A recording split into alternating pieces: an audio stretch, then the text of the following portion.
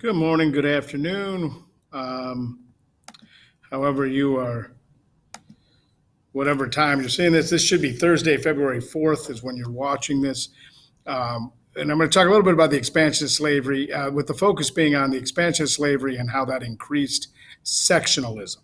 Okay. And we're going to use some graphics and some practice with that. So I'm going to kind of go through that with you. Okay, so the first thing is this is African Americans in the 13 counties. So this is a longer time ago.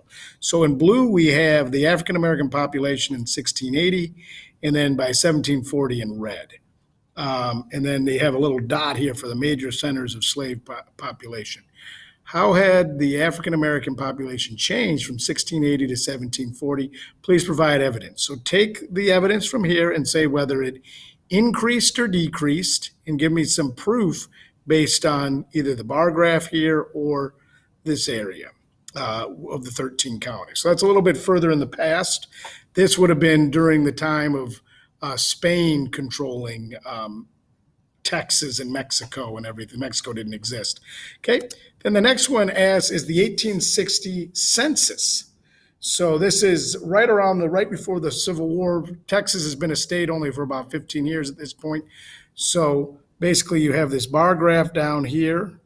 Let me wait for that to remove. You've got this here, gray areas that are the territory. You see Texas over here. And then you got the New Mexico Territory, Utah, you've got cover. So any of these aren't states yet. So again, remember, we're trying to keep balance of power between slave and free states. And so what the first question asks is, how did the slave population change from the 1700s to the 1860?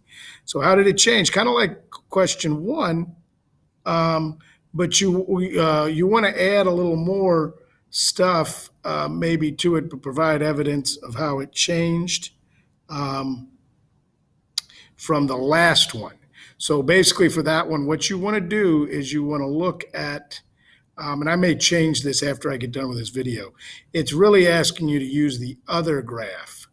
And how did it change from the 1700s to the 1860s? So you got to go back to the other graph, okay, and give me something that changed. Okay, what region, north or south, were the slave states located? So was it the north or south where they're located? And how many slaves lived in Texas in 1860? So again, we're looking at Texas, and we're going to go from here. Okay. And then this kind of gives you the how did the expansion of slavery lead to increased sectionalism? And here's the sectionalism box. Expansion of slavery meant greater economic differences between sections of the U.S. There was a delicate balance of slave and free states, so that was political power. And then there was stuff on states' rights. But read the previous graphic. Organizer, how did the expansion of slavery lead to increased sectionalism? That's the idea that you're more loyal to your region than the country as a whole. So if we go back to this, what was it doing? It was creating a bigger difference between the two, okay, which will lead them to have more desire to keep that together. Okay, so that's pretty much it.